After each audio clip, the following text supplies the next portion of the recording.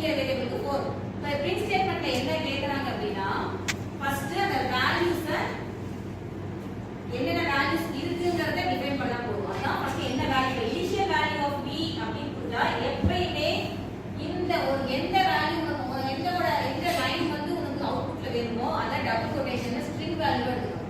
Double quotation நீ கொடுத்துட்ட அப்படினாலே இது அப்படியே நீ என்ன கொடுத்திருக்கியோ அது இருக்கிற கண்டென்ட் அப்படியே உங்களுக்கு அவுட்புட்ல கிடைக்கும். கரெக்ட்டா? So the initial value of b is double quotation அப்படியே வரும். இங்க கமா b போட்ட அப்படினா இந்த வேரியபிளுக்கு என்ன டேட்டா வேல்யூஸ் டிஃபைன் பண்ணிக்கிறாங்க 5. So the initial value of b is 5 and that of p is a double quotation கொடுத்திருக்காங்க. கரெக்ட்டா? double quotation கொடுத்தாலே அந்த வேல்யூ அப்படியே வந்து அவுட்புட் ஸ்ட்ரிங் வேல்யூ வரும். கரெக்ட்டா? So 5 and the value of p is p ஓட வேல்யூ என்ன double quotation கொடுக்கல கமா கொடுத்து p கொடுத்திருக்காங்க. பட் t ஓட வேல்யூ எங்க இருந்து கெட் பண்ணோம்? இந்த ஆல்ரெடி டிஃபைன் பண்ணிருக்க வேல்யூ கெட் பண்ணோம். சோ t ஓட வேல்யூ என்ன 4. கரெக்ட்டா? கரெக்ட்டாமா? அடுத்து நெக்ஸ்ட் இந்த இடத்துல என்ன பண்றாங்க அப்படினா அந்த ஸ்டேட்மென்ட்ஸ் யூஸ் பண்றாங்க. என்ன ஸ்டேட்மென்ட் யூஸ் பண்றாங்க? if ஸ்டேட்மென்ட் ஓகே எந்த ஸ்டேட்மென்ட் கீழ வருது? ரீடெக்ஸ் ஆஃப் ஸ்டேட்மென்ட் சொன்னீங்களா?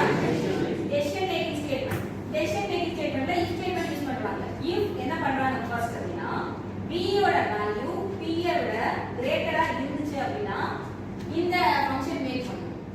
கரெக்ட்டா? சோ b ஓட வேல்யூ என்ன ஆகுது? 5. p ஓட வேல்யூ 4. கண்டிஷன் ட்ரூவா? 2. சோ என்ன பண்ணும் அப்படினா b ஓட வேல்யூ என்ன?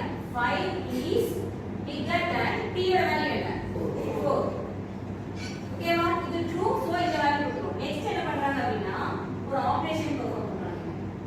ஆபரேட்டர் யூஸ் பண்ணி. இது அசைன்மென்ட் ஆபரேட்டர் வந்து சொல்றேன் இல்லையா? சோ அசைன்மென்ட் ஆபரேட்டர் கண்டிப்பா என்ன பண்ணிருக்கணும்?